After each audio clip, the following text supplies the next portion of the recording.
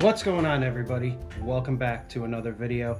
Before the video starts, I just want to take a moment and wish all of you guys and your families a very Merry Christmas. I wanted to take a second and thank you all so very much for watching this channel. Thank you all so very much for appreciating the content and subscribing to us. Can't tell you how much it means to have people commenting on your videos and telling you did an amazing job and everything else. It's great. So please take some time out this year, enjoy your families, enjoy the holidays, and have a Merry Christmas, everybody. You like my Christmas tree? All right, let's get on to the video, guys.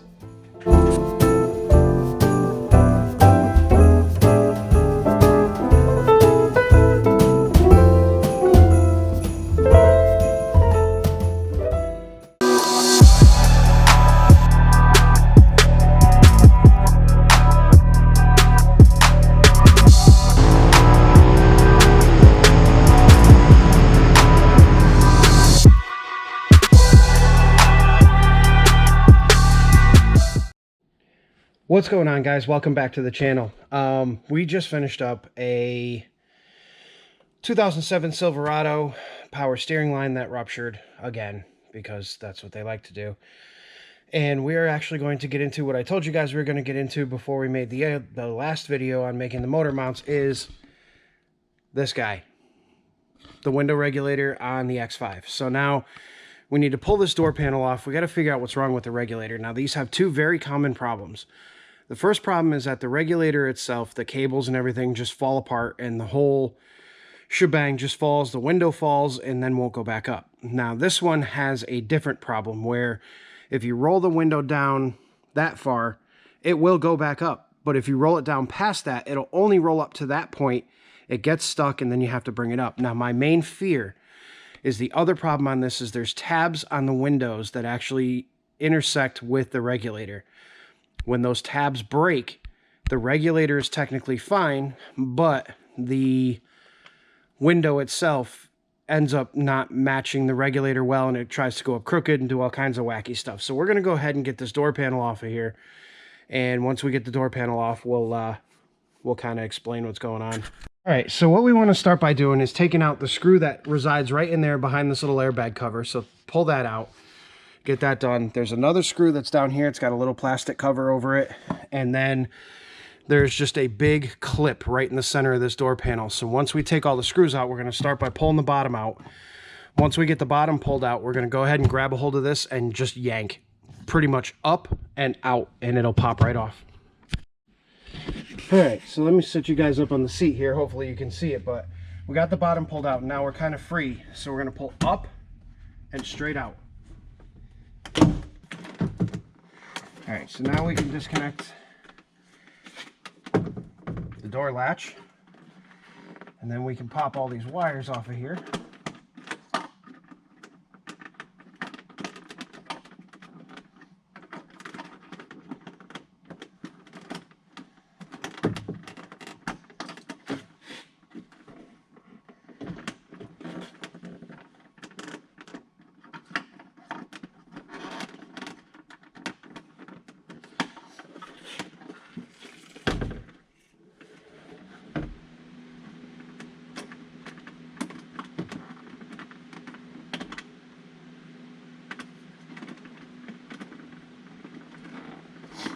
All right, that one's tricky because somebody done broke it already.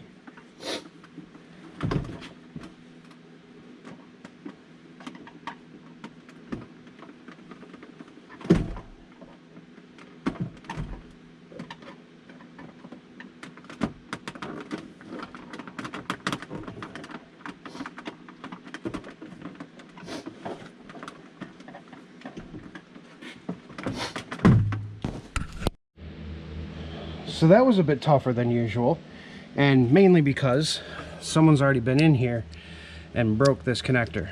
So normally it's got a little end on it there, right there where it slides. So we had to slide it out with a screwdriver, but this is the big clip that I'm talking about. This is the large clip that actually goes right into this piece right here. And that's what you have to pull straight out on to get that to pop off of there. Now, normally the plastic piece stays right there and you got to take it off.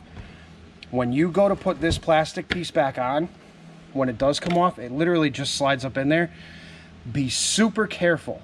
These right here are ultra sharp. This whole section of steel is super, super sharp. So if you move one wrong way, you are going to cut yourself terribly. Ask me how I know. It's bad. But yeah, just slide that back up in there, and then you might have to bend these prongs back a little bit. You can see that one's kind of flat and that one's not, so we'll bend those back and we'll do that. But now we're gonna go ahead and remove this airbag module. Once we get the airbag module out, we can pull the sound deadening trim out, and then we can kind of get an idea of what's going on inside of the inside the window. All right, airbag module is out and hanging. I wouldn't recommend fully disconnecting it. You don't need to. You just literally need to get this sound deadening out. Now, the thing about this sound deadening material is behind it is this little black goo, and you want to be very careful in peeling it because you don't want to start ripping this up,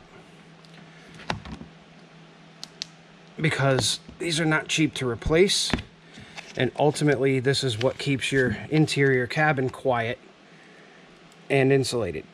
So you want to be super careful peeling all this stuff off. It'll come off. Does help if it's warm. This thing's been in the garage for a while, and it's probably 70 degrees in here, so we're good. Just peel nice and slow all the way around, and it'll start to come off. There we go.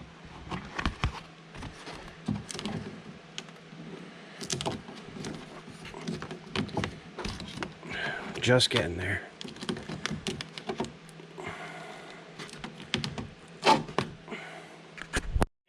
Alright guys, so we went ahead and pulled all of our sound deadening out. I actually did end up pulling the airbag out just to give you guys a better view. You don't have to do this, but found exactly what the problem is. So right now the window is about that far down, and it'll go down, but it won't go back up. That's it. Now if you could see in here, that little tiny spool that's moving on the cable right there, that spool is supposed to be contained inside this clip right here. Now this clip is part of the window regulator and is attached to the window. So with that spool not being inside that clip, our window's never going to go up and down. So now we can reach in there and we could probably pop that back in for a second. Let's see.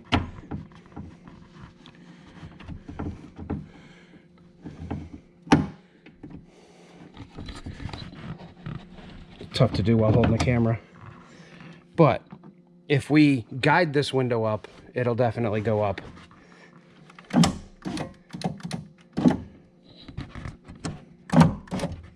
Yeah, so now the window will go up,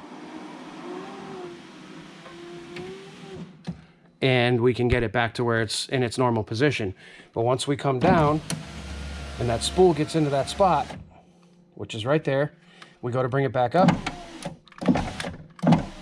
and what ultimately happens is you can see that guy right there popping back out again and causing trouble. So luckily clips on the windows are good. All we need to do is replace this section of the regulator, but we're going to do the whole thing because I bought the entire thing, so we're going to take that out. Now what that consists of is there is a bolt up in here, there is a bolt right there, and I don't think there's one. No, there's not one on the bottom. Then over on this side, this is actually where the motor sits all the way over here. There's a bolt here, and there should be another one. Yeah, there's another one that sits right behind this foam right here. So we got to take that out. And then there's another one right down on the bottom, and that'll allow us to, work the whole motor out and everything. And then we have, we have to take the window off of these clips as well. So we're going to go ahead and do that, and we'll bring it back. All right, guys, so we went ahead and we got both of the bolts out of the window mounts, and we got the window back up into its rightful place. Now, I want to give you guys a little bit of an idea of what causes all the problems with these things. So these windows inherently are very, very tight in the track. So you can see the window is actually holding itself up, and if we move it down, this window will literally hold wherever we put it. So with that being said, the motors have to work extremely hard to push these windows up and down. Now, when you tint these windows, that adds an extra little bit of resistance that makes things even worse. On top of that, if your tracks are dirty, or if your rubber gaskets around the doors are pinched anywhere, or if the door is tweaked a little bit from, you know, people hanging on them, or you closing it from the upper corner of the door and you tweak the door just a hair, it binds the window up enough to really cause a lot of damage to the window regulator. Now this one, this is the part that's broken. That shouldn't move like that. We shouldn't be able to move this freely. That should be connected to the cable, but it is not. So at some point it broke, and it probably broke because when I bought this car, one of the rubber gaskets was pinched and this window had a hard time going up and down. So we since fixed that, but it was too late. We broke the regulator. So now we're going to go ahead and we're going to pull the whole regulator out of the car. So we're going to remove the bolts. We're going to get the motor out. We'll get the regulator out, and we'll show you on the floor what it looks like. There's the whole regulator assembly outside the car. Man, I love these GoPros for that wide angle. But you can see over here, right in this area right here is where that spool is. And this is the window mechanism that should be attached to it.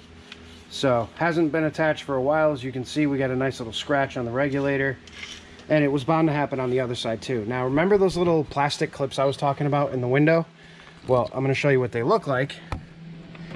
That's them right there. These little guys right here. They go into the window. They have an upper shelf and a lower shelf. Now, the most important thing on these is that you get them tight. You don't necessarily need to crank them down, but they need to be tight enough so that they don't slide around. Because what happens is, like the other side, I'll show you in a second, the one over there was actually a little bit loose. And because it was a little bit loose, the window was allowed to move around, and it broke the whole top shelf off. So, whole top shelf is missing off of that clip, which is not a huge deal. What we can do is we can actually get this in here, tighten it down, give it a little extra oomph, and it'll be just fine. But the clip is still intact, and that's the main thing that we were looking for. So now we're going to go ahead and we're going to put the brand new regulator in here. We'll get everything hooked back up, and then I'll show you guys how it all works. So a little key thing that you guys need to know about is you have to take the window up and out of the track just a little bit to clear this area here, because otherwise you'll never be able to get this particular rail out of the door, because when you push it back, it hits the window. So you do have to pull the window up and out of the track just a little bit. The front one on this side is just fine. When you're lining these back up again, I always try to go by where the factory marks were and line these back up. And now what we're gonna do is we plug the regulator in, and it is backwards. Gotta love Rock Auto. So up is down and down is up, apparently. We're gonna have to reverse the motor, reverse the pins and the wiring. But again, Rock Auto parts, wouldn't expect anything less. So we got it in a position now where we can actually bolt the window back into it. We're gonna go ahead and depin this connector and repin it so that this motor works properly. That's kind of funny, but we'll get it functional. We'll get the window back in. So we solved the down is up and up is down problem by just rotating these two pins in this connector. And now when we go down, and now we go up, and we're good. Now what we went ahead and did too is we shot a little bit of this silicone spray lubricant in the tracks just to kind of loosen this window up a little bit, and it seems to have worked because the window's going up and down nicely. And now we are literally just going to do the exact opposite of what we did in the beginning and put all this thing together.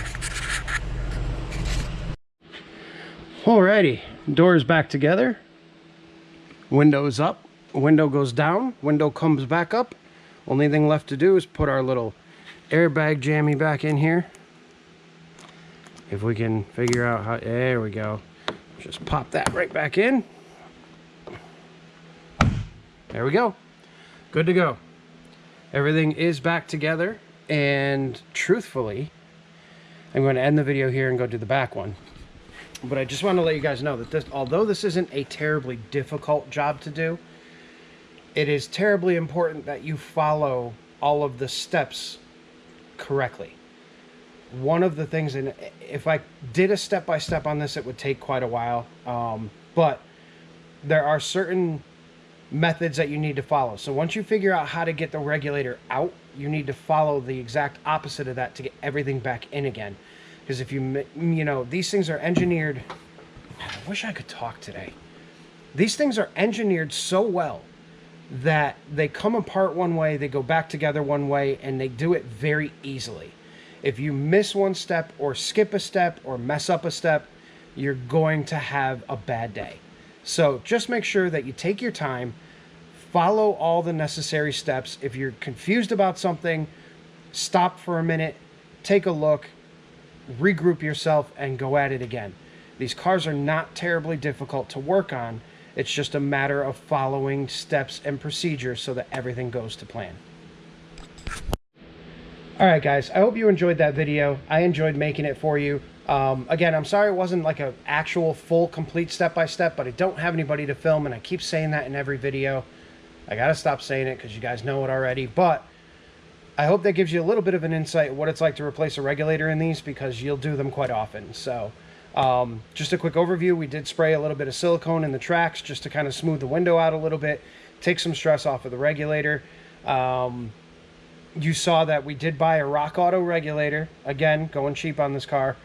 The Rock Auto regulator, the motor was wound backwards, so we ended up having to de-pin the connector for the motor, flip it around. Now up is up and down is down, so we're good there. Everything works, and now we're going to move into the next door. So I will see you guys all in the next one. Hit that like button, hit that subscribe button. Thank you all so much for watching these videos. I really, truly appreciate it, and I hope you learned something. Have a great day.